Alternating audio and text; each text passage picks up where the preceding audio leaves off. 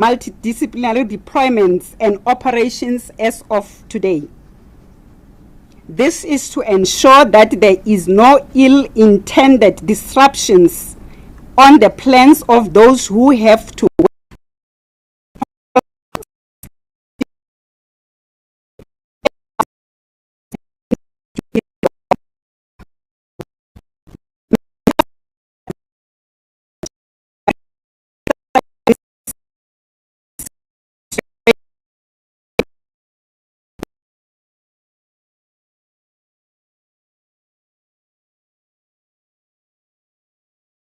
approach in this regard is our standard 5-pillar strategy to accept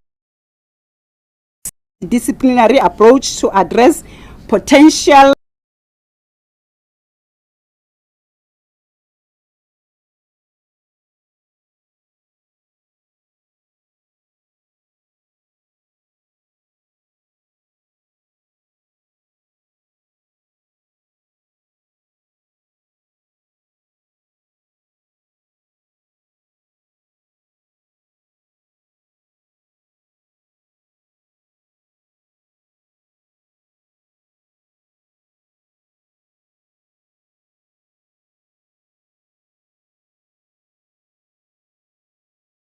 be private or public property as well as business and economic sites is against the law. The NATJOINTS also closely monitoring the situation and the social media mobilization that is currently unfolding. Incitement of violence through any platform, including social media, as well as the sharing of inflammatory messages, are criminal offenses according to the Cybercrime Act, where social media users can actually be charged for intimidating and incitement to commit violence. Therefore, members of the public are cautioned against spreading messages that seek to mobilize communities to shut down roads, intimidate and incite violence, as well as messages encouraging damages to economic sites. We have also noted instances where supporters mobilizing for protest action has now extended into stores where our shoppers are going about their daily lives. We view such acts as not only provocative but also as a deliberate attempt to instill fear and to bully business and shoppers into participating in the protest against their will. We caution those behind these acts to refrain from instilling fear and from bullying our community members and businesses. That said, the NATJOINTS at this point wishes to reaffirm our parallel responsibility to also protect protesters. Therefore, we are still encouraging our organizers of the protest to rather work with the security cluster through the metros and municipal police at the local level so that the law enforcement agencies can protect the protesters as well. We are working closely with a multitude of key stakeholders in a fight against crime, including the private security industry that serves as our force multiplier and our eyes and ears on the ground. We call upon our communities to work with us by distancing themselves from any acts of lawlessness in the best interest of our country. We call on all people in the South Africa to uphold the law and to say no to any action aimed at breaking the country's laws. We take this opportunity to recognize and appreciate our community patrollers who are also servicing as our force multipliers. Our key stakeholders, the community policing forum structures across the provinces, who are also at the forefront of advocating for law and order. On Monday, most school children will be at home. The NATJOINTS encourages the youth of this country not to involve themselves in any form of criminality which could lead them to obtaining a criminal record, thus jeopardizing their own ability to secure employment in future. We are encouraging our communities to report any wrongdoing and any suspicious activities to the nearest police station or by calling the Crime Stop number 08600 10111.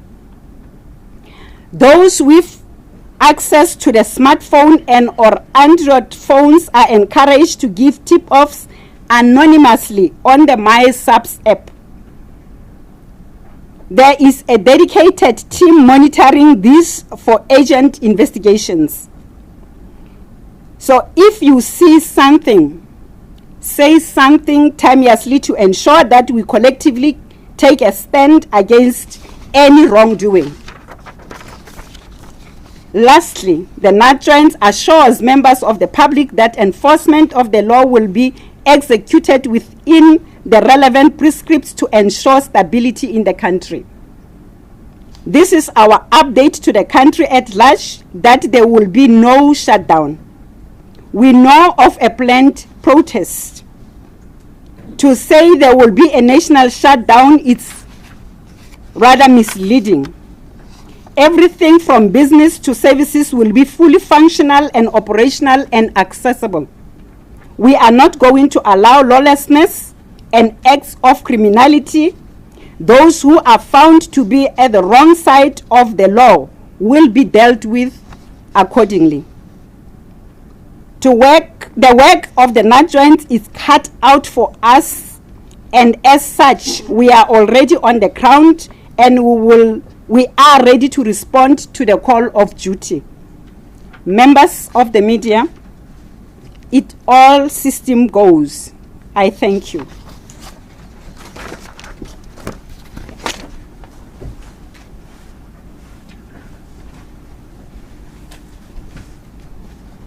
Thank you very much, General Musikiri, Chairperson of the NATJOINTS. Ladies and gentlemen from the media, I will now open for questions that you can pose to the Chairperson. And we will appreciate it if the questions are based on our statement today. You will be aware that yesterday we had a briefing by the JCPS ministers. So this is in fact a follow-up to that briefing, as the NATJOINTS is the operational structure of the JCPS. Can we start with the questions? And we know the drill. You will introduce yourself and the media house that you come from, and then pose your question. I've noted Ofense. I've noted a second hand here. Okay, for now it's only two hands. Ofense, over to you. Thank you very much. Ofense, SABC News. My question is just to find out on the status of this protest, as we understand that there are arguments that it's unprotected and it's not been released. They haven't made relevant applications for gathering and protesting.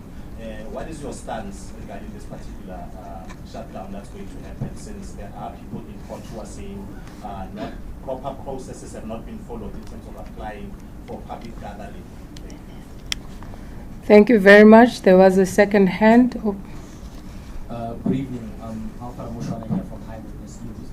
I just need a little bit more clarity as to what kinds of places will be targeted by the law enforcement. Will you be targeting malls? Which highways do you think could possibly be hotspots? I think I heard on 702 this morning. It was said that you've received intelligence information that will show you which are the hotspots. So are you able to brief us on what exactly are these hotspots? Have they been identified, and what will be done on Monday? Okay, thank you. Alf, is there another hand? Yes, sir. Good afternoon. Good evening. Sinekom Shao from News in Africa. Two questions from my side for now.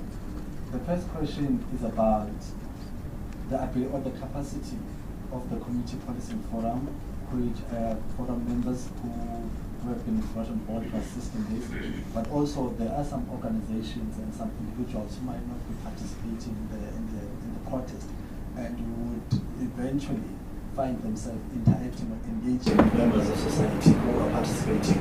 So in terms of the plans of the SAPS, how are you going to manage those battles between committee members themselves? But also, do you have the capacity to manage the possible feud between protesters and taxi drivers themselves? So those are the two questions from my side. And also, SAFTU is saying there will be a peaceful but militant protest on Monday. What have you picked up in terms of your intelligence, in terms of the dangers and the possible risks? How are you looking at South Africa? Okay, so we've got 3 sets of questions with a number of questions from Zinigo. General, I don't know, should we give you a chance to answer or take questions from WhatsApp? Okay, we'll take questions from Vanessa on the WhatsApp line. From Atlanta. From Atlanta? Yes. Okay, Atlanta. Thank you, General Peters. We've got 4 questions from Heidi Giacos from ENSA. The first question, do we know what the shutdown will look like? Where are the hotspot areas? Second, are we aware of which provinces or areas will be mostly affected? The third question, is this an illegal protest or has it been approved? Normally marches, protests are approved beforehand. Has this happened? And the fourth question, there's concern that highways will be blocked. Have you been informed about this? That's all from the WhatsApp GCIS leader. Thank you. Thank you, General. I think the WhatsApp questions are more or less similar to those that have been posed. So I'll give over to General Musikiri to come and respond. Okay. We'll take another set of questions after the responses. Thank you very much, members of the media. Atlanta, I think as General Peters has alluded, the WhatsApp questions are most similar to the one that came earlier. Maybe starting with the affected areas in terms of the provinces, I might say, for us, every corner of South Africa is the hotspot and all the provinces are targeted. We have mobilized everywhere and all the provinces are hard at work as we speak. In respect of whether the strike has been approved or not, I think it has been reiterated by the organizers that they are going to protest and there is no need for them to apply for protest. I did iterate earlier on the sections of the Constitution that allows that to happen. However, with the responsibility of the organizers in terms of the laws. Gatherings Act clearly articulates what needs to happen when an individual in this country is protesting. The capacity of the CPF, we do have CPF in all 9 provinces that will be participating. In terms of the numbers, we will not be in the position to say these are the numbers that we are having. That is more tactical and operational, and we will fluctuate the numbers based on the need of a particular operation or the participating province. In respect of the taxi operators, if they will be managed, I think they came out very loud and very clear that they are not going to participate in the protest on the 20th.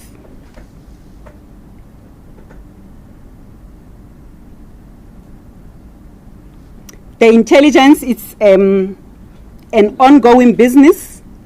As indicated earlier, when I was giving the 5 pillars of the NATJOINTS approach, on a daily basis or on any operation that we undertake as the NATJOINTS, we do not leave out. Actually, the first pillar that we focus on is to gather intelligence. So we do get the intelligence brief that then advise how the operations should be shaped and which areas to focus on. So we continuously receive intelligence brief by the intelligence communities. Did I leave Any question? The SAFTU, as indicated in terms of Gatherings Act, that if you protest, you must ensure that the protest is peaceful. I think that is what is expected. There are laws in this country that indicates when and how you should behave peacefully. And I'm not sure what will be the meaning of the word militant, but the response will be, as the National Commissioner addressed the State of Readiness Parade this morning, did brief the operatives that we need to remain within the confines of the law and to discharge our duties in a very minimal, not heavy-handedly. However, if you look into the pillars of the NATJOINTS operational approach, we do invoke or deploy the forces necessary for each situation. We start with gathering of intelligence so that we can inform the level of our response, including the number of forces that we must deploy.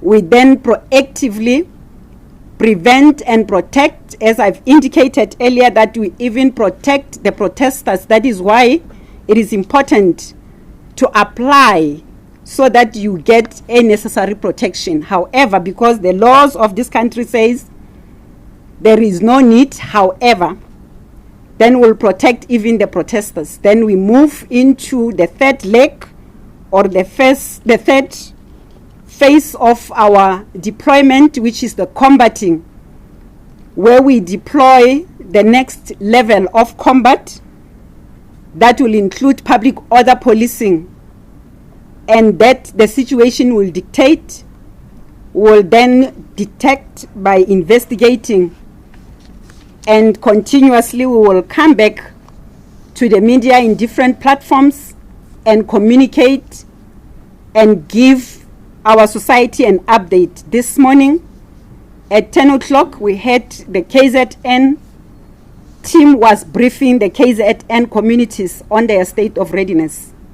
That is what, as the NATJOINTS, we are made of. Thank you.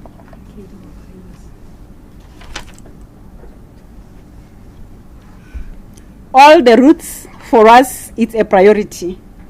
So any highway that will come as a threat will have to respond accordingly. So there is no specific highway that we can say you must drive on this highway, but the reassurance that we are giving our communities is that everybody will be protected and will be saved for any anarchy that might prevail. Thank you.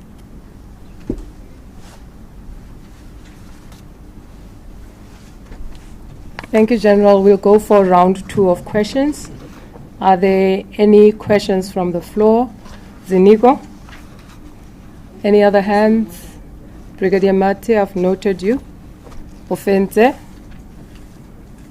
I think that will then be the end after Ofenze. Zinigo, you can proceed. I don't think the Commissioner understood my question when it comes to the Community Policy Forum.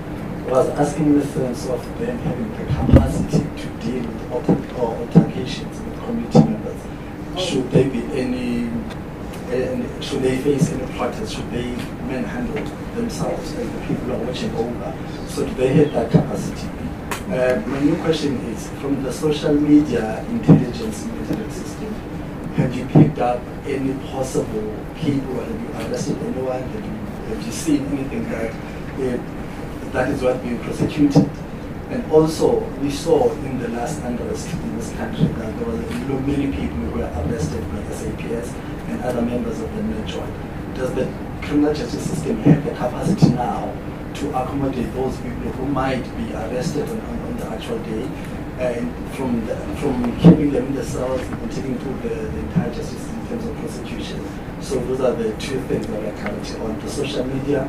Has anything been picked up? Has anyone been, what have you discovered so far? Have you arrested anyone, but also the capacity to now deal with the people who might be possibly arrested? Okay, thank you, Zinigro. Can I give Ofente first before the WhatsApp questions? Ofente? Thank you very much. I might have missed the response to my question about the status of this particular gathering, whether it has been permitted, they've made applications, and it's protected. Maybe I might have missed that. And a follow-up question would be, during the July uprisings, you fell under a lot of criticisms for slow response and uncoordinated response to what was actually transpiring. Hence, it took about, I think, 3 days or so. What will be done differently this time to ensure that you have it under control? Thanks. Thank you. We now go to our questions on the WhatsApp line. Brigadier? Thank you, General. From Suman Naidu, a freelance journalist for Youth SA, we've got 2 questions. First question, we have seen some calls by some individuals to encourage the general public to stock up on essential food supplies this weekend, which could lead to panic buying in the event that there is a sort of violence that could impact food suppliers and retailers. Does NATJOINTS consider it necessary for citizens to stock up on food to be prepared for the worst? Second question, what role has NATJOINTS encouraged CPF to play on Monday? What actions could they take to protect their communities? And then as well, General, we also have questions from Khaukhelo Makgolejo from UFM. First question, protests take place daily in South Africa, many of them called shutdown. Why is the SABC giving this one particular attention? Question number 2, was it necessary to gather officers to be addressed by the minister? I'm asking this because fighting crime is a police function that should not require a mass meeting. Third question, the minister has already spoken of helicopters that will be flying to monitor the EFF. Surely this comes at a cost. Kindly confirm if resources are being diverted from other functions for this particular exercise, and or if officers are being moved from their usual workstations for the purpose of this protest.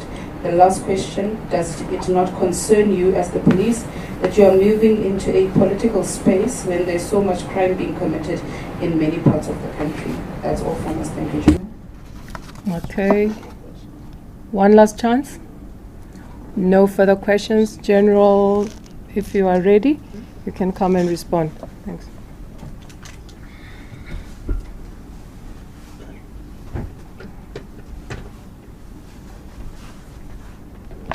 Thank you very much once more. Perhaps starting with the issue of the CPF, they are not expected to take action that is police related or policing related. However, as our partners, they are our eyes and ears of the communities to report any wrongdoing for the police to respond. They are working hand in glove with the police to report any incident and to alert the police on any wrongdoing or lawlessness so that we can be able to respond and action. Is there anybody or anything that anybody who has been arrested, and the question whether the criminal justice have the capacity? The structure is called NATJOINTS because it's not the police structure. As it was indicated earlier, I am the chairperson and I am a co-chair with other departments. At NATJOINTS, we sit with all the departments relevant. The criminal justice cluster, it's part of the NATJOINTS as the security cluster. To be specific on the question of capacity, yes, criminal justice has got the capacity. Anybody being arrested, we do have few inquiries that we are working on that is under investigation by both the Directorate for Private Crime Investigation and the police.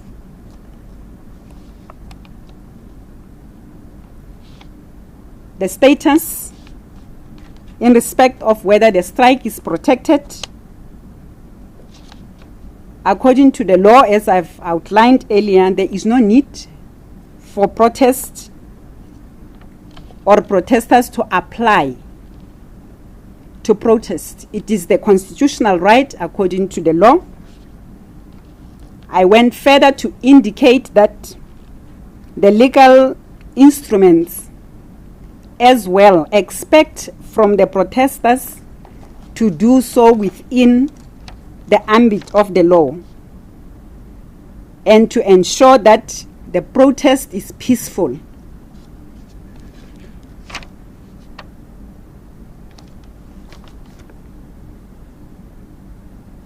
The protests happen daily. Why attention to this one? We give attention to any act that threatens the security of the country. You will recall that not long ago, we had a 3-month-long Operation Festive Season, that with what we know, it's normally happening during that period, warranted us that we need to sit down, to plan, to gather, and to respond. With any protest that happens, we do sit down and plan, and we were just reassuring the communities based on the panic that they are going to be safe. It's our constitutional mandate as the security cluster. I reiterate security cluster because security cluster comprises of various other departments, not the police. So the police is not falling into the hands, but is discharging its constitutional mandate through the joint structure to respond and to safeguard the livelihoods of this country. Thank you.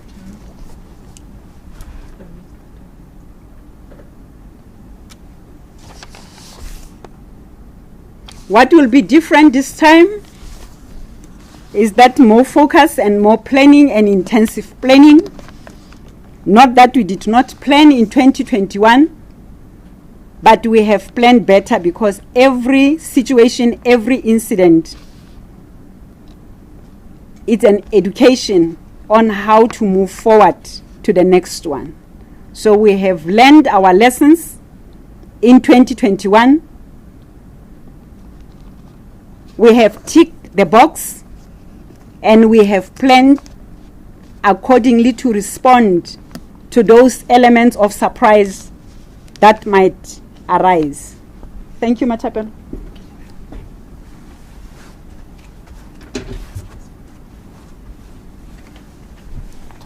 Thank you very much, General.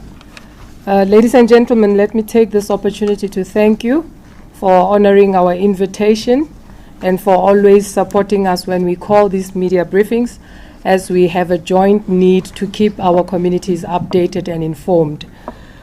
We thank you, and should there be any further updates or developments, we will call upon you again. We rely on you to be our conduit to convey messages to our communities and our stakeholders. Thank you very much. That brings us to the end of this media briefing. Brigadier Mati is here. She is the spokesperson for the NATJOINTS. Any follow-up interviews or inquiries can be directed to her. And this is us signing off. Thank you very much once again. Thank you, Generals. Thank you, National Commissioner. Thank you.